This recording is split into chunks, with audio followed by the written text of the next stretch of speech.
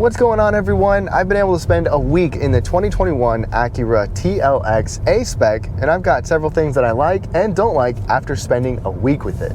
Now, quick note, I've really enjoyed my time with this car. I'm definitely nitpicking, so don't hate me too much about that. And I have a full review with all the details if you want to check that out in addition to this.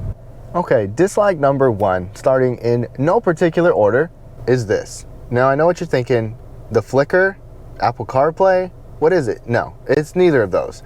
It's the fact that we have Apple CarPlay and Android Auto, but it's not wireless. Some of you might not even realize that wireless Apple CarPlay is a thing, but I'm complaining that we don't have it in the TLX because I was just in a 2021 Honda Accord, and that does have it. Honda owns Acura. Why does Honda have it and Acura doesn't have it?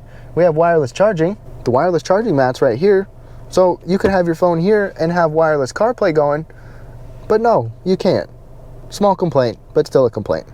Now, dislike number two might surprise you. It's not the way it looks, but look, it's a big car, it's long and it's wide, but it has a pretty small and tight back seat, especially for how big this car is. Sitting behind myself at 5'9", my knees are pretty darn close to that seat. There's not a whole lot of foot room, so for this size of a vehicle, I would definitely expect better.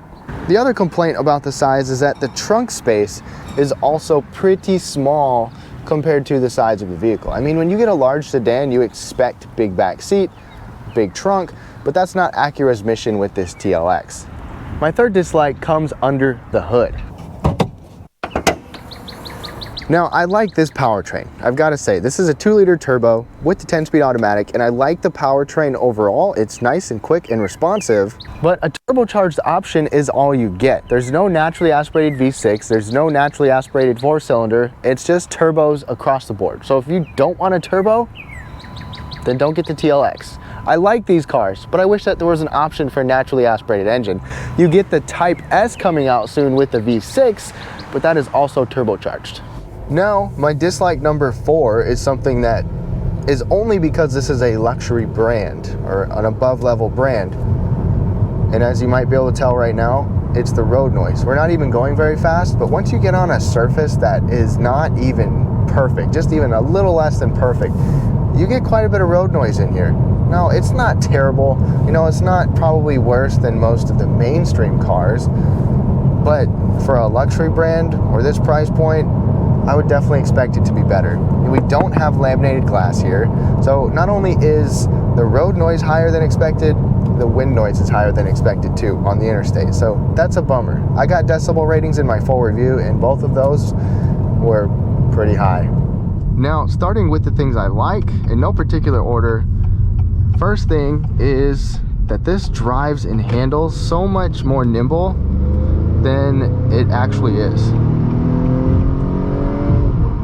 And what I mean by that is this is a big car.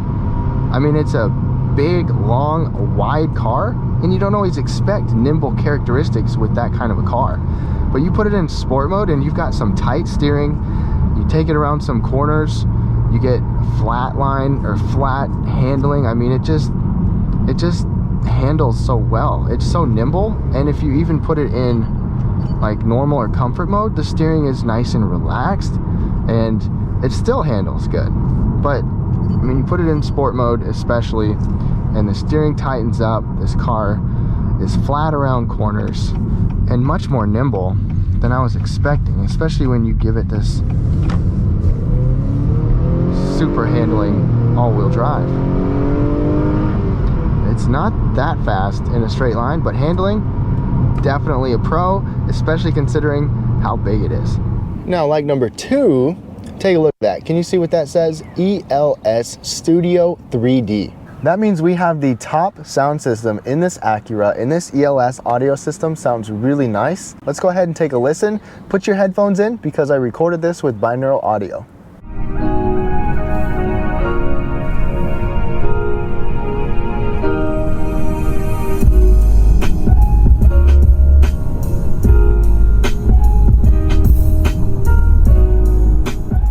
Now, my like number three is a combination of value, luxury, and performance for the price. So when you get into a lot of luxury vehicles, sorry, it's pretty windy. So when you get into this class or any really luxury sedans, especially with the looks and the features that you get, you're gonna be over $50,000 a lot of the time. But this one is under $50,000. In fact, that last Lexus IS that I had was low to mid 50,000s. I don't think that that's worth that much more than this one. So I'd like to know your thoughts too. But that's my third like, the fact that I think this is a good value sedan for what you get features wise and performance wise. Now, like number 4 is the interior overall, especially the comfort and the ergonomics. So all the buttons and controls, steering wheel wise, air conditioning, climate, all the buttons in general are in a good place, easy to use.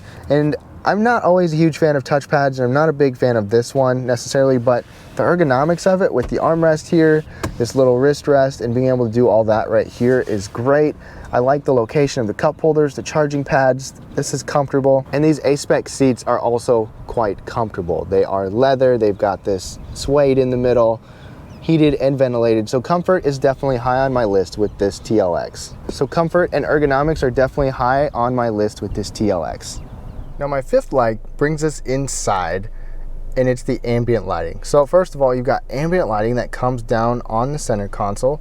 Got ambient lighting on the doors, in the door handle, and even ambient lighting down in the footwells, both driver and passenger up here as well. But another nice thing is that there are so many different colors. You can turn it off if you want to, or if I change the drive modes, like I just went to normal drive mode and it changes it to white.